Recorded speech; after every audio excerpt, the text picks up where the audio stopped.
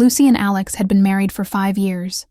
They dated for a couple of years before that, and during a beach vacation, Alex proposed to her in the most magical way. Lucy, ever since her college days, had a big circle of friends. They loved getting together, traveling, going to concerts. Alex, on the other hand, never quite clicked with that group. He wasn't into their hangouts, being more reserved by nature.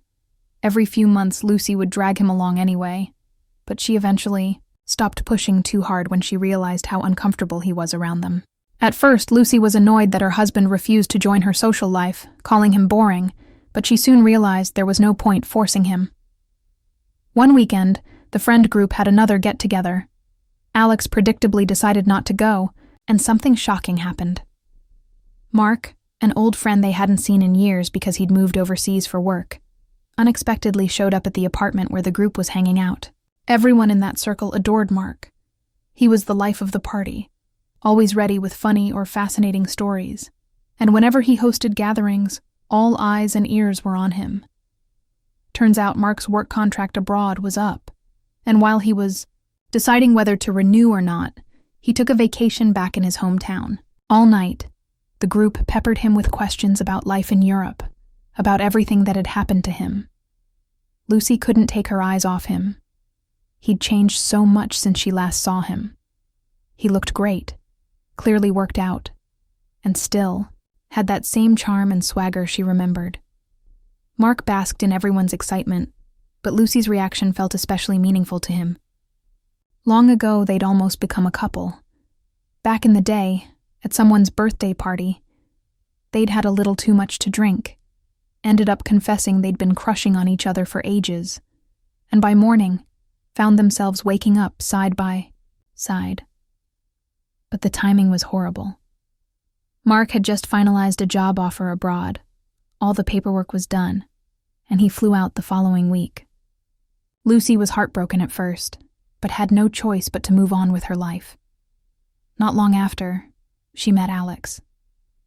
Whatever feelings she'd had for Mark got buried under new love and new beginnings. She never told Alex about that fling, or that she and Mark had once shared something more than friendship. So that evening, when Lucy got home from the big get-together, she excitedly told Alex about how Mark had returned from overseas and popped in on everyone's gathering. She practically sparkled while recounting Mark's stories, retelling them as if she'd been along for the ride herself. She couldn't stop raving about him. In fact, Alex felt a little stung by how starry-eyed Lucy seemed whenever she said Mark's name. Finally, he cut her off with a biting remark about that show-off Mark. Lucy went silent, stared at her husband in offended disbelief, and spoke only a curt, "Good night," before heading to bed.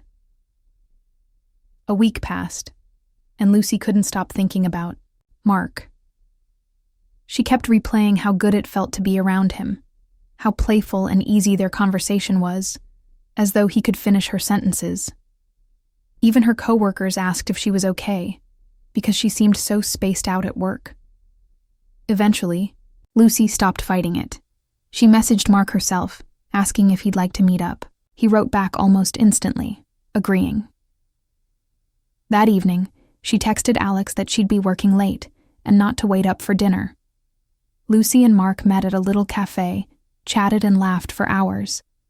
Lucy felt exactly as she had all those years ago, so light and carefree in his presence. She didn't need any wine or cocktails. The rush of emotion was enough to make her dizzy. So when Mark invited her to keep talking back at his place, she said yes, without hesitation. And of course, mere conversation wasn't the only thing that happened. From that day on, Lucy deceived her husband, claiming more frequent friend group, outings or extra tasks at work on weekdays. Because Alex never bothered to check up on her or join her events, he stayed in the dark for a while. One day, Alex finished work and decided to walk home just to clear his head. Lucy had mentioned she'd be working late yet again, so there was no rush. He could always heat up dinner whenever he got back. He was lost in thought when a familiar voice called out from behind. "Hey, Alex, where have you been hiding?" said Chris, strolling up. Chris was also part of Lucy's big group of friends. The men shook hands, started chatting. "How's Lucy doing?" Chris asked. "I haven't seen her in ages. Everything okay?" "Wait, I thought you guys hung out practically every week," Alex replied, confused. "No, it's been ages since we all got together. People's schedules don't match up or something. Always comes up," Chris said, sounding disappointed. Alex stared at him in disbelief, trying to process that. "When was the last time you all met up?" he asked. Maybe a month and a half ago when Mark suddenly came to visit," Chris said. That hit Alex like a jolt of electricity. Mark, the same friend Lucy, couldn't stop gushing about. Ever since that reunion, Lucy's been suspiciously busy. In that instant, Alex realized what was really going on. These so-called friend hangouts and late nights at work were a cover for something else. He remembered Lucy telling him there'd be another group meetup this coming Saturday. He asked Chris if he knew about it, and Chris said no. They had no such plan. So Alex decided to follow Lucy and catch her in the act.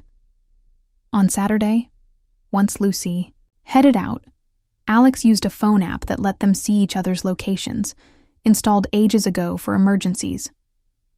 Lucy had always assumed Alex would never use it, because he trusted her. 30 minutes later, Alex found himself outside an average apartment building, parked near the entrance Lucy's phone had led him to. He waited, scanning the doorways. In under an hour, Lucy came out from another doorway, checking her phone, probably calling for a cab.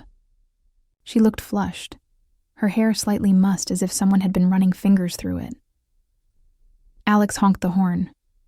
Lucy glanced over in confusion, clearly not recognizing the car at first. Then she approached slowly and awkwardly. She opened the passenger door, stammering, "What are you doing here?" He calmly told her to get in. They sat there in silence for half a minute. Lucy, feeling the tension spike, finally asked what was going on. Alex said he knew everything, that there was no group meetup, and he invited her to come clean about where and with whom she'd really been. Lucy tried playing innocent, but Alex was long past believing her. He started shouting, and she eventually admitted she'd been with Mark. Without another word, Alex fired up the engine and drove off. Lucy asked, panicked, "Where are we going?" He replied, "To pack your stuff. I'm done living with you." Their divorce happened fast. Alex felt crushed, trying not to dwell on how his wife had betrayed him. As for Lucy, she wasn't all that upset. She kept dating Mark, relieved that now they didn't have to hide. In her mind, she dreamed of a long, stable future with him. But what she forgot was that Mark had been upfront with everyone that he was only back in town temporarily. When Lucy found out he'd be leaving in a week, she begged him to take her with him, no matter how far. She assumed he'd cover her tickets and visa. But Mark wasn't the type to spend big on a woman he'd just reconnected with. Lucy herself certainly didn't have the money. She forgot that Alex, her husband, had always taken care of things for her. But Mark wouldn't do the same. For a while, Lucy stayed head over heels for Mark, texting him constantly, but eventually learned he'd started seeing someone else in his home country. Her heart shattered. She was left alone with her regrets. A deep gloom, like a heavy blanket, settled over her, and she couldn't find a way out. She threw herself into her job just to avoid feeling lonely all day, but at night, she faced her broken heart all by herself.